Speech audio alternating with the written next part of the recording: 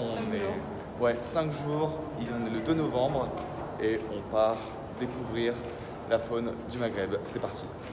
Et voilà, comme ma gueule l'indique, il est 7h à peu près, mais on s'est levé à 4h, 4h30, on a fait 2 heures de route et nous voilà à la limite du parc de Bouhedma. Donc voici le logement du parc en question, un logement qui a été aménagé il n'y a pas longtemps, qui a quelques couchages, mais pour des raisons un petit peu diplomatiques et administratives, on n'a pas pu dormir dedans. C'est pas grave, on est là et on est fin prêt pour la grande aventure, toute la journée dans le parc. On va essayer d'observer plein de choses trop chouettes qu'on va vous partager. Hors des parcs, c'est vraiment compliqué de voir de la faune.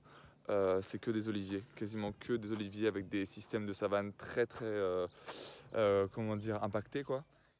Hier on a posé un petit piège photo, on aimerait bien aller le relever. Donc avec un peu de chance on aura des petits mammifères type carnivore, renard, pourquoi pas le loup. Et puis on va faire aussi beaucoup d'entomologie parce que il y a pas mal de choses qui se font dans le nord de la Tunisie, mais dans le sud de la Tunisie, il n'y a pas beaucoup d'inventaires qui ont été réalisés. Donc il est tout à fait possible qu'on tombe sur des espèces de dingues vu qu'il y a tout à faire. Et ça, c'est quand même assez excitant.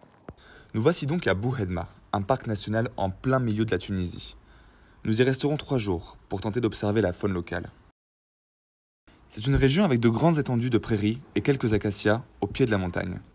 C'est d'ailleurs un des seuls endroits sur Terre où on peut encore observer la savane d'Afrique du Nord. En cette saison, c'est tout près des sources comme celle-ci qu'on a les meilleures chances d'observer la faune.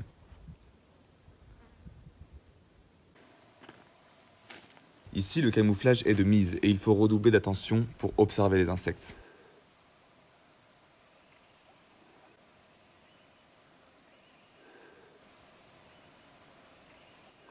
D'autres ont des couleurs plus chatoyantes, signe de toxicité de l'animal, comme le petit monarque très commun dans le coin. Les fleurs et minéraux autour des ruisseaux attirent une grande diversité de petits papillons, avec bien sûr leurs prédateurs, en embuscade dans les buissons et les hautes herbes.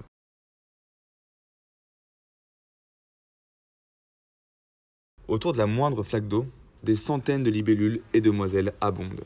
C'est pour nous l'occasion de faire découvrir ces merveilles aux élèves de la région.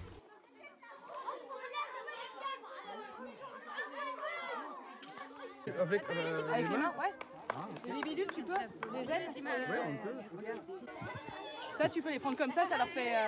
Ah oui. Attends. Ouais. Ça, c'est un orthétrum. Le notonect, ça c'est une punaise nageuse.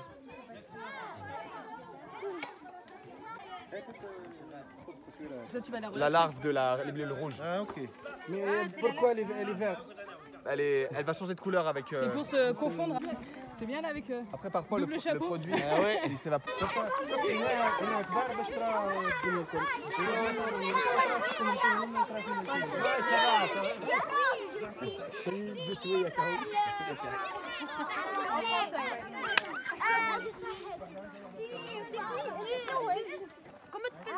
Victorine. Victorine. Fuyez. Courez.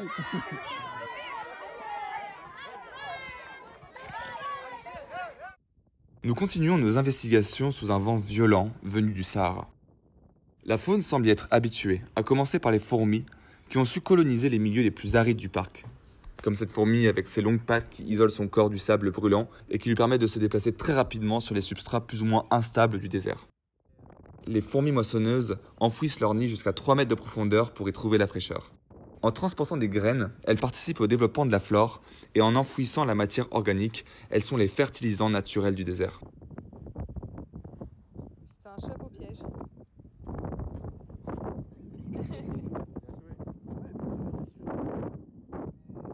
Mais on ne trouve pas que des fourmis sur le sol sableux battu par le vent. Certaines mantes en font leur terrain de chasse préféré. Une mante terrestre. Voilà. Là on a un peu l'habitude des mantes souvent postées sur une plante à attendre des insectes qu'elles vont prendre en embuscade. Elle c'est une mante taillée pour la course. C'est un peu le Usain Bolt des mantes religieuses. Enfin des mantes tout court.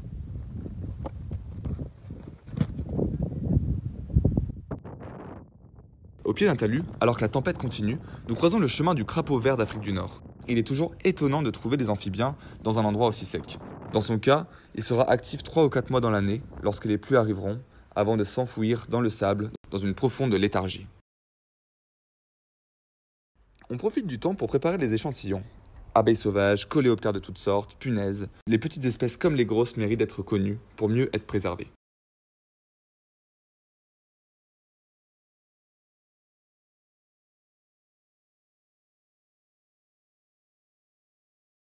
Et rien de tel qu'une petite balade de nuit autour du camp pour découvrir d'autres merveilles. Ah, elle est magnifique cette blatte. Waouh. Voilà. On avance un peu. Et voilà, le scorpion apparaît. C'est incroyable. Comme tu veux vraiment marcher dessus. Putain, un film d'horreur. Oh, c'est trop bien. Voici la lampe UV incroyable pour les scorpions. Un scorpion? Non mais c'est génial la lampe UV là, hein. Franchement. C'est trop bien. C'est quoi? C'est un cobra et... Tu connais l'espèce ou pas? Oh regarde, il y a des petits ténébrions qui se nourrissent de viande, je vais se mettre aussi. Il est énorme ce cobra. Oui.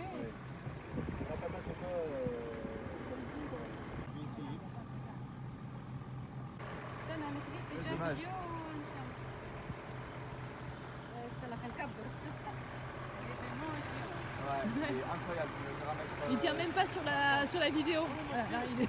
Comme le cobra. Vas-y, vous avez la même taille. Donc c'est 1m80 à 95. Ouais, c'est la ça. taille de Quentin. Malheureusement, ce cobra a été tué par les gardes du parc eux-mêmes. Cette magnifique espèce très peu agressive n'a aujourd'hui presque plus d'endroit où exister sans être persécutée. Bon, on se fait un peu trimballer parce que chaque matin on se réveille à 4h30, 5h. Et là on est encore sur la route alors que c'est pas si loin, mais le temps de s'arrêter, là on est en train de s'arrêter faire des courses, puis après on reprend la route. Donc c'est un peu dommage parce qu'on voit pas du coup tous les mammifères le matin qu'on aimerait voir. Toujours avec Bon, les carnivores sont bien là, mais on voit que les crottes. Tout se passe la nuit pour l'instant.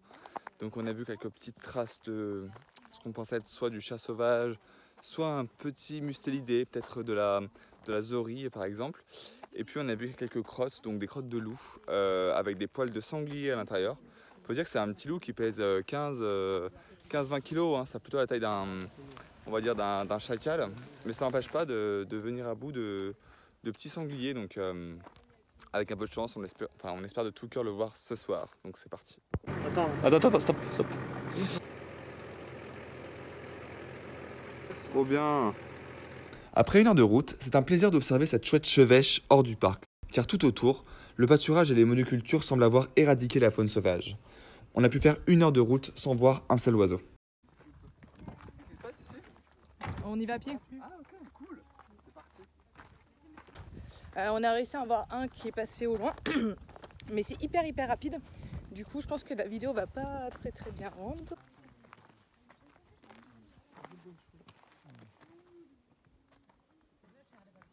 Oui, il est un peu... un petit bout. Là où nous avons installé la cage. Ok, c'est bon, je l'ai. Il est dans le soleil. Il va Le community, il est super important ici parce que on est en zone extrêmement aride avec peu de végétation et c'est un mammifère de bonne taille qui se maintient encore assez bien dans les montagnes et donc ça va être la source de nourriture de beaucoup de prédateurs comme par exemple les renards, les loups, les aigles. Voilà sur la voiture pour faire des observations. J'ai une grande vue mais panoramique de ouf. Observer toutes les espèces, c'est un gros kiff. Après quelques heures de trajet, nous tombons sur l'un des mammifères les plus menacés au monde, disparu à l'état sauvage, récemment réintroduit ici même. C'est l'Oryx algazelle. Dans ce parc, un petit troupeau perdure et se renforce petit à petit, à l'abri du braconnage et de la compétition avec l'élevage. Puis nous croisons la route d'une espèce tout aussi emblématique du désert, la gazelle d'Orcas, dont les troupeaux protégés retrouvent leur vigueur et favorisent la dispersion des graines. En broutant et en maintenant le milieu ouvert, elles entretiennent la savane et favorisent la diversité. Là où la gazelle perdure, les prédateurs survivent également. C'est un des maillons essentiels, malheureusement encore menacé d'extinction à l'heure actuelle.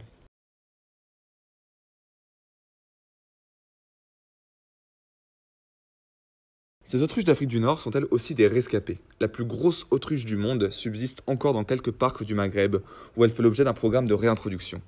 Tout n'est pas perdu et le retour de ces animaux majestueux est porteur d'espoir. C'est l'heure de quitter le parc de Bourredma pour passer les 2 derniers jours de notre aventure au parc de Droumès, à 200 km au sud-ouest, où certains grands carnivores comme la hyène rayée ont été aperçus quelques mois plus tôt. Ja, wir haben gar nichts. Das ist alles im Auto ganz drin. Das dauert lange, bis wir das holen. Nachher.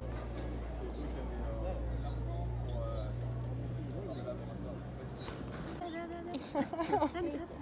In der Kiste, in der Grünen. Guck mal, die ist noch klein.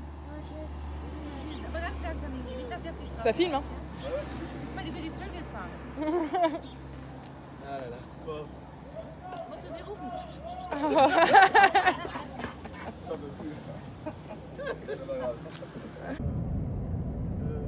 Le paysage défile. Des anciennes savanes, il ne reste plus qu'une vaste étendue plate de sable. Une seule espèce de plante, la seule résistante aux animaux d'élevage, peut encore être observée, sous forme de petits buissons au ras du sol. Nous arrivons à la chaîne de montagnes de Droumès, et quelques minutes après, au parc. Il a pris un coup de chaud, lui. Il a soif. Une petite balade. Alors. La balade. Ah oui, d'accord. Ouais, il y a un. Oh, regarde. Génial. Dans les grottes artificielles, aménagées pour les touristes, quelques chauves-souris ont trouvé refuge. Le trident du désert se sert de ces grottes comme dortoir et comme pouponnière. Je vous emmène voir des petites merveilles, des petites créatures. Des ténébrions. En fait, on ne dormira pas du coup. Ok. Alors voilà les blaps. Je ne sais quelle espèce. Ils sont pas mal du tout. Il y en a plein d'espèces différentes. Là, on a. Attends, mets ta main à côté pour voir Voilà. la taille. Des blaps de je ne sais quelle espèce. C'est magnifique. Tu vois, eux, ils se sont complètement coincés dans l'évacuation de la douche. Des gros ténébrions. Et l'inventaire des douches continue avec une petite espèce tout à fait mignonne qu'on va découvrir ensemble. Je vais filmer pour cette solifuge. Ah, ok. Viens, viens, on a. Attends, Elle se bat. attends. Viens.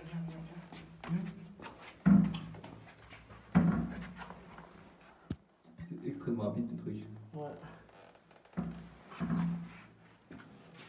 On va le mettre dehors. Tu veux le filmer comme ça, non? Non, ouais, c'est juste pour la prendre. Ok, alors attends. Voilà la solifuge, un arthropode tout à fait merveilleux. C'est bon? Vas-y, c'est bon, tu peux lâcher. Go. Voilà. Droumès. On est au parc naturel de Droumès. Là, c'est cool de pouvoir voir un autre écosystème. C'est hyper désertique, mais assez chouette. Et si on arrive à finir la journée avec un petit site, ça serait vraiment top.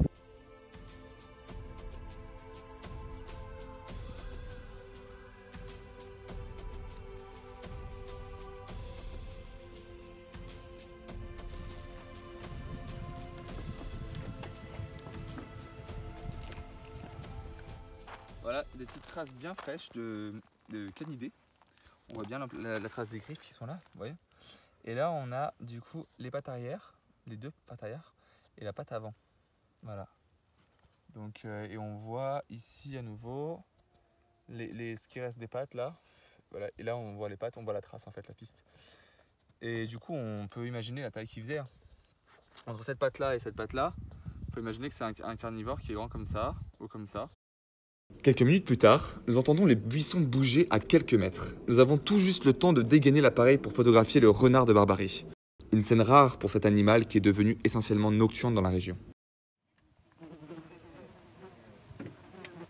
Le voyage nous a permis de découvrir 11 espèces de reptiles, dont cet acanthodactyle aux doigts particulièrement longs, fuyant la chaleur du soleil à l'ombre des buissons. Tu cherches quoi? Là, je suis en train de rechercher des serpents, lézards et tout. Donc il faut chercher des pierres avec une bonne emprise au sol. Et puis normalement, on devrait tomber dessus. Voilà, je peux juste tomber sur la. Tu vois là-dedans, au bord des cours d'eau un peu asséchés. Il peut y avoir des serpents sympas. Donc ils sont là en ce moment, ils sont un peu à l'ombre. Donc soit au niveau de la base des touradons là, des plantes, soit sous les pierres directement. Ah bah, Après des heures de prospection, nous tombons enfin sur ce que nous cherchons. moi je recule. Oh là là, je suis content. Oh, Oui, oh my god. Ça c'est dangereux. c'est magnifique. لا مش كبيرة برشا. Putain, incroyable. C'est l'effet de frottement de ces écailles. C'est Ah pas, ouais. c'est pas, Je suis pas très. non, c'est pas savoir. Peut-être la laisser trop. C'est juste pour vous effrayer. Ah bah ça va. C'est incroyable. Si elle se sent en danger, la vipère à cornes peut propulser son corps à 50 km/h. Son venin est rarement mortel, mais peut entraîner une forte nécrose localement. Voilà, on a la chance d'observer la vipère à cornes dans son milieu. Système de rocailles arides.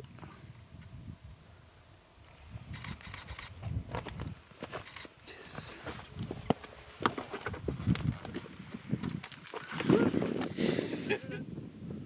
Après ce beau moment d'émotion, nous retrouvons les oryx algazelles. Ici, elles vivent en semi-liberté.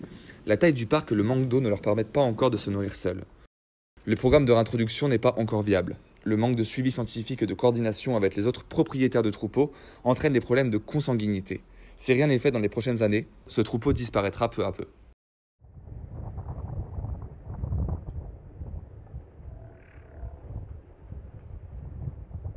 Ok, faut appuyer un peu longtemps. C'est l'heure de relever les pièges placés à Bouedma. Les découvertes sont fantastiques. Le lièvre du Cap est le premier à faire son apparition. Les parcs sont un refuge pour cet animal surchassé. Puis enfin, le loup doré apparaît au loin, une espèce discrète dont nous avions aperçu les traces quelques jours plus tôt. Puis un petit mammifère tacheté s'invite, c'est la jeunette, rare et discrète dans la région, qui saute directement sur le piège vidéo. Mais c'est quelques mois plus tôt que l'animal le plus rare et mystérieux de la région a été filmé par l'association qui nous accompagne. C'est la hyène rayée. Il ne reste peut-être plus qu'une demi-douzaine d'individus dans toute la Tunisie, selon les estimations. Ces images résonnent comme un message d'espoir à nos yeux et à ceux des associations locales. Bon voilà, notre séjour du coup en Tunisie commence à toucher à sa fin. Donc pour vous faire un petit récap du ressenti, on est assez content parce que quand même les espèces qu'on voulait voir, la plupart on a pu les voir, sauf les espèces nocturnes. Donc ça sera une prochaine étape de retourner faire un reportage spécial mammifères nocturnes. On est persuadé qu'avec un petit peu de temps et voilà, une collaboration, on pourrait avoir des vrais troupeaux sauvages dans le sud en tout cas de la Tunisie. Et pourquoi pas voir revenir des prédateurs comme à long Le terme, caracal. le caracal, le guépard, serval. voilà, pourquoi pas le serval, et toute la faune qui a disparu en fait. C'est une vidéo en fait.